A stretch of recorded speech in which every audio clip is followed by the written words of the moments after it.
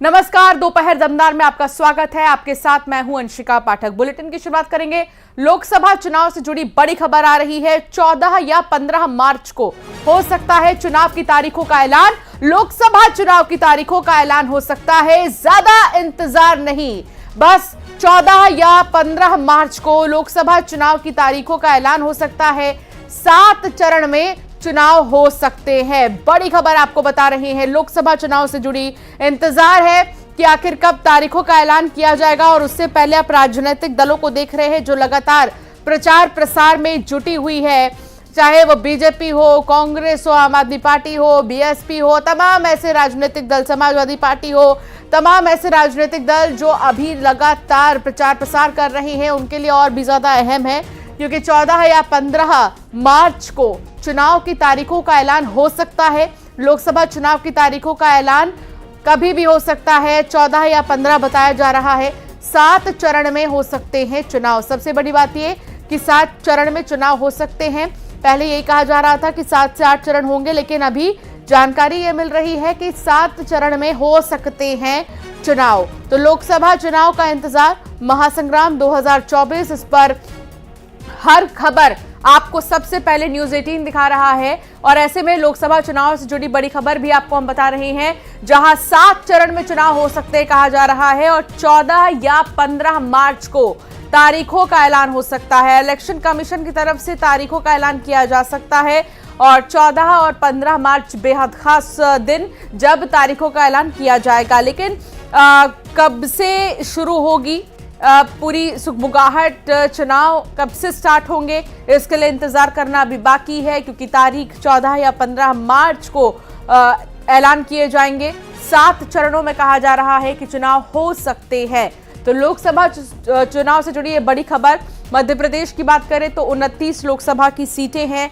छत्तीसगढ़ की बात करें तो 11 लोकसभा की सीटें हैं। 2019 की बात करें तो मध्य प्रदेश में 29 में से 28 सीटों पर बीजेपी ने जीत हासिल की थी। इसमें से एक सीट महज छिंदवाड़ा रह गई थी, लेकिन इस बार उसको भी फतह करने का लक्ष्य बीजेपी की तरफ से रखा गया है। छत्तीसगढ़ की अगर हम बात करें तो छत्तीसगढ़ की 11 लोकसभा सीटें हैं। और 2019 का रिकॉर्ड तोड़ने के लिए एक बार फिर से बीजेपी लगातार कोशिश में जुटी हुई है। लेकिन देखना होगा कि आखिर ये कोशिश कितनी सफल होगी, क्योंकि अब ज्यादा वक्त नहीं बचा है। 14 या 15 मार्च को तारीखों का ऐलान हो सकता है। और कहा यह जा रहा है कि 7 चरणों में चुनाव हो सकते हैं। सुशील पांडे संवाददाता साथ जुड़ गए हैं। सुशील, क्या 7 चरणों में चुनाव होंगे? अभी पुख्ता जानकारी क्या कोई मिल पाई है कि कब तारीखों का ऐलान होगा? जी देखिए, जो हमारे सोर्स हैं उस सोर्स के मुताबिक केंद्रीय चुनाव आयुक्त की कल एक बड़ी बैठक हुई थी, जिसमें तमाम राज्यों के जो फिलहाल चुनाव अधिकारी हैं उनसे उन्होंने बातचीत की थी वीडियो कॉन्फ्रेंसिंग के द्वारा। और ये माना जा सकता है कि 14 और 15 मार्च को चुनाव आयोग आगामी लोकसभा चुनावों को लेकर एक प्रेस कॉन्फ्रेंस करेगा और नई तारीखों का ऐलान करेगा। ये भी बताया जा रहा है कि 7 से 8 चरणों में फिलहाल इस बार आगामी लोकसभा चुनाव होगा, जो फिलहाल कंडक्ट करवाया जाएगा। मध्य प्रदेश, राजस्थान, दिल्ली, इन तमाम जगहों पर 1 से 2 चरणों में मतदान होंगे, लेकिन उत्तर प्रदेश में 3 से 4 चरणों में मतदान होंगे। चुनाव आयोग की तरफ से केंद्र सरकार को एक पत्र लिखकर तमाम जो पैरामिलिट्री फोर्सेज हैं उनकी मांग की गई है। यह माना जा सकता है कि 3.5 लाख से भी ज्यादा सीएपीएफ के जो जवान हैं उनकी मांग की गई है चुनाव आयोग से, ताकि जो अतिसंवेदनशील इलाके हैं वहां पर उनकी तैनाती की जाए। चुनाव आयोग ने साफ तौर से तमाम जो चुनाव अधिकारी हैं उनको ये निर्देश दिया है कि अपने अपने इलाकों में भ्रमण करें और जो अतिसंवेदनशील इलाके हैं वहां का जो कंडीशन है या जो भौगोलिक स्तर है उसका वो निरीक्षण कर एक रिपोर्ट दाखिल करें। लेकिन लगभग तैयारियां चुनाव आयोग की पूरी हो गई हैं। हाल ही में अभी केंद्रीय चुनाव आयुक्त ने उत्तर प्रदेश, पश्चिम बंगाल और जम्मू कश्मीर का दौरा किया है। तमाम जो लगभग तैयारियां हैं राज्य सरकारों के द्वारा, जहां पर उन्होंने न केवल राज्य सरकार के अधिकारियों से बल्कि वहां के जो कमिश्नर और डीजीपी हैं उनसे मुलाकात करके सुरक्षा व्यवस्था को लेकर भी एक बड़ी बैठक की है। तमाम राज्यों के वोटर लिस्ट को लेकर भी एक बड़ा प्रोग्राम फिलहाल केंद्रीय चुनाव आयोग की तरफ से कंडक्ट करवाया गया है। तो ये माना जा सकता है कि 14 और 15 मार्च को चुनाव आयोग आगामी लोकसभा चुनाव को लेकर एक बड़ी तारीख का ऐलान कर सकता है। 7 से 8 चरणों में मतदान होने की संभावना है। तो ये लगभग जो तैयारियां हैं वो लगभग चुनाव आयोग की तरफ से 2019 में भी सुशील 7 चरणों में ही चुनाव हुए थे और लगभग 11 अप्रैल से चुनाव की तारीख पहला फेज जो है वो शुरू हो गया था 11 अप्रैल से और मई तक चला था। 23 मई को माफ कीजिएगा गिनती हुई थी। तो कह सकते हैं कि इन्हीं तारीखों के आसपास इस बार भी चुनाव हो सकते हैं। जी बिल्कुल, देखिए साफ तौर से, लेकिन हमको लगता है कि इस बार 4 से 5 अप्रैल को ये तारीख फिलहाल घोषित की जाएगी, क्योंकि 11 अप्रैल पिछली बार घोषित किया गया था। लेकिन उम्मीद यह है कि अप्रैल के पहले हफ्ते में ही फिलहाल जो चुनाव कंडक्ट कराने की प्रक्रिया है वो घोषित कर ली जाएगी, क्योंकि चुनाव आयोग की लगभग जो तैयारियां हैं वो पूरी कर ली गई हैं। 14 या 15 मार्च को जो प्रेस कॉन्फ्रेंस की बात कही जा रही है चुनाव आयोग की कि 14 से 15 मार्च को चुनाव आयोग नई तारीखों का ऐलान कर सकता है। तो 4 से 5 अप्रैल को फिलहाल तारीख का ऐलान किया जाएगा। 7 से 8 चरणों में मतदान होना है। चूंकि इस बार मतदान कराने की प्रक्रिया में बहुत सारे जो यंगस्टर्स हैं उनको देखते हुए यह फैसला लिया गया है। तो निश्चित रूप से कहीं ना कहीं चुनाव की जो तारीख है उसको थोड़ा सा आगे बढ़ाया जा सकता है। बिल्कुल, कई ऐसे राज्य हैं जहां जानकारी साझा करने के लिए। तो 14 या 15 मार्च का भी तारीखों का ऐलान हो सकता है। आगे बढ़ेंगे और बात करेंगे कांग्रेस के घोषणा पत्र से जुड़ी बड़ी खबर आ रही है। सूत्रों के हवाले से इस वक्त ये बड़ी खबर कांग्रेस के घोषणा पत्र से जुड़ी है, जहां कई बड़े वादे हो सकते हैं। मैनिफेस्टो कमेटी ने पार्टी नेतृत्व को रिपोर्ट भेजी है। CWC में घोषणा पत्र से जुड़ा प्रस्ताव पारित होगा। न्यूज 18 के पास कांग्रेस के बड़े वादों की लिस्ट है। मुस्लिमों, दलित, महिलाओं, युवाओं को लुभाने के लिए वादे हैं। सच्चर कमेटी की सिफारिशों को लागू करने का वादा है।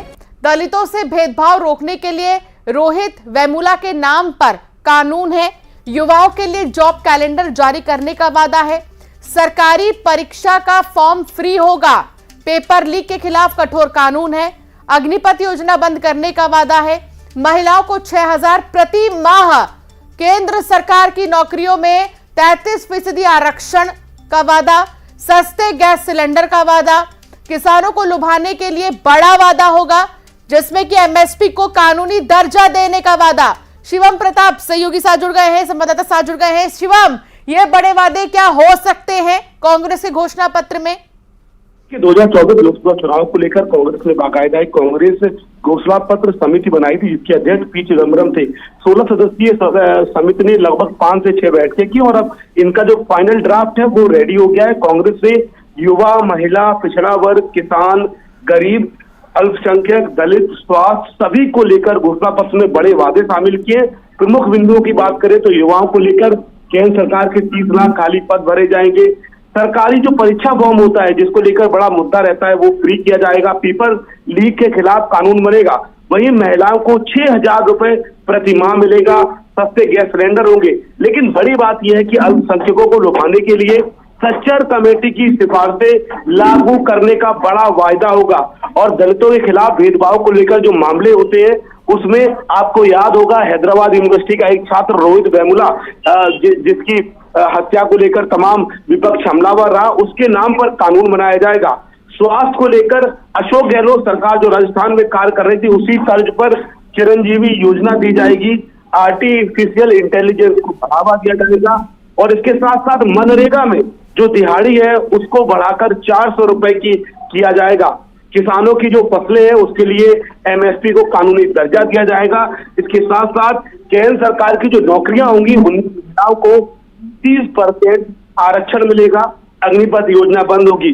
कांग्रेस ने हर स्तर पर तैयारी की है ताकि 2024 लोकसभा चुनाव में को युवाओं को के साथ साथ महिला, अल्पसंख्यक और जो दलित वोट वर्ग है वो उससे बड़े तौर पर जो कांग्रेस से समझती है कि 2024 लोकसभा चुनाव बेहद महत्वपूर्ण है और तमाम जो रीजनल पार्टीज है उनको काउंटर करने के लिए और तो पार्टी का पुराना परंपरागत वोट रहा है उसको बेस बनाने के लिए कांग्रेस ने तमाम तैयारियां की हैं और आज भी राहुल गांधी मध्य प्रदेश के धार में युवाओं को लेकर बड़े ऐलान करने वाले हैं, जिसमें ये ऐलान है कि बीजेपी की तरफ से कहा गया था अपने कई चुनाव के बड़े बड़े सभाओं के दौरान कि फोकस गरीब, युवा, अन्नदाता यानी कि किसान और नारी, महिला, यानी ये ज्ञान जो शब्द है जो 4 लोगों को समेटे हुए अपने आप में, कुछ इसकी ही झलक कांग्रेस के भी मैनिफेस्टो में देखने को मिलेगी। बात को समझते हैं कि युवा वर्ग है, बीते 10 सालों से पार्टी से छूटा गया है। महिला की बात करें तो मोदी सरकार ने महिला वोट बैंक को अपना मजबूत वोट बैंक बनाया है।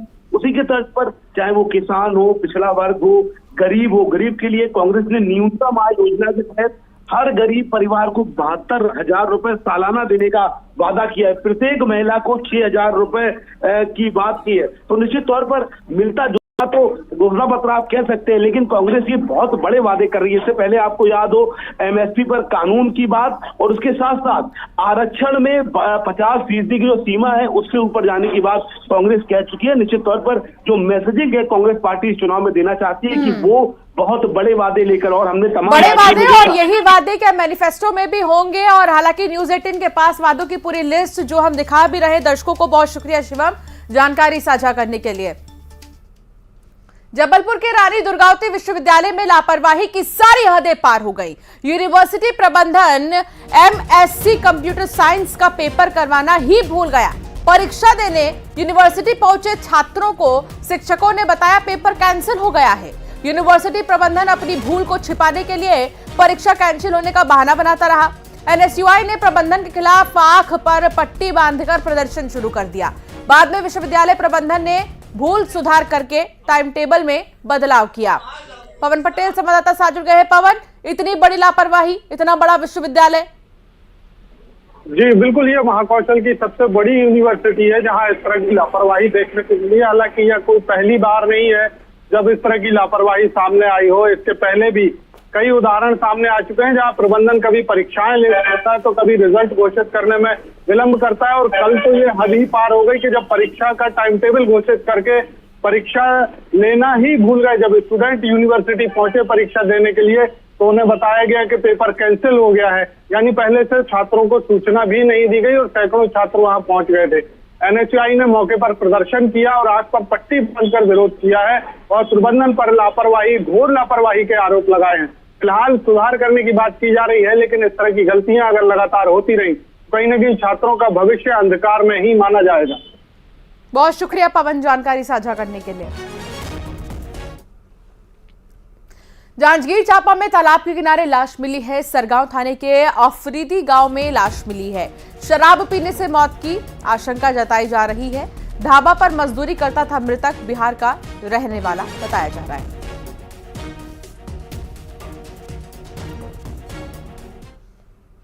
तो वहीं बलरामपुर में युवक की गला रेतकर हत्या कर दी गई। 25 साल के युवक की लाश मिली है। बेलवा डामर रोड के किनारे जंगल में लाश मिली। हत्या के बाद क्षेत्र में सनसनी फैल गई है। पुलिस मामले की जांच में जुटी है।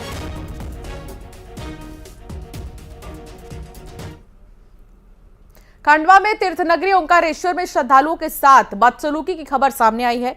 महाराष्ट्र से आए कुछ श्रद्धालुओं के साथ मारपीट की गई। एक श्रद्धालु गंभीर रूप से घायल भी हो गया है। महिला श्रद्धालु के साथ भी हाथापाई की गई, जिससे महिला के कपड़े फाड़ दिए गए। पीड़ित श्रद्धालुओं ने मंदिर में दर्शन कराने के नाम पर रुपए मांगने के आरोप भी लगाए।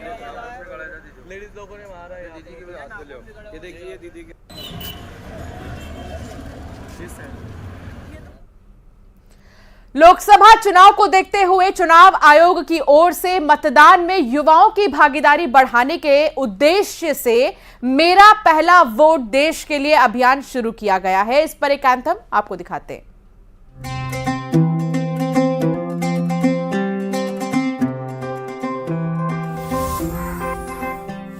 18 की हूँ, कोई बच्ची नहीं, नई हूँ पर कच्ची नहीं।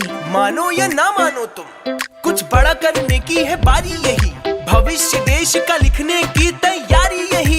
बचपन से अब तक मेरी माटी ने दुलारा, आज मुझको है मेरे देश ने पुकारा।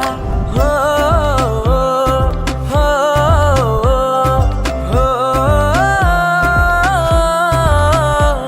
ये जीवन ये तन मन सब है तुम्हारा, आज मुझको है मेरे देश ने पुकारा। जो सोचे और ठाने तो करके दिखा दे, ऐसे है मेरे देश के फौलादी इरादे। आज चल पड़े हैं हम सबके कदम, बदलने भाग्य देश का निकल पड़े हैं हम। हो बनेगा देश महान जब वोट करेंगे हम। कश्मीर से कन्याकुमारी है सब अपने, यहाँ पे कोई बेगाना नहीं। हम तो यहाँ पे सब देश के दीवाने, तो हमसे कोई टकराना नहीं। आवाज यही, अधिकार यही, आजादी का पुरस्कार यही, लोकतंत्र का पहले संस्कार यही, संस्कार यही। अपनी यारी की खाओ कसम, करेंगे अपना पहला वोट देश के लिए हम। ये जीवन ये फर्स्ट टाइम मन जी सर, सब कुछ है तुम्हारा, आज मुझको है मेरे देश ने पुकारा।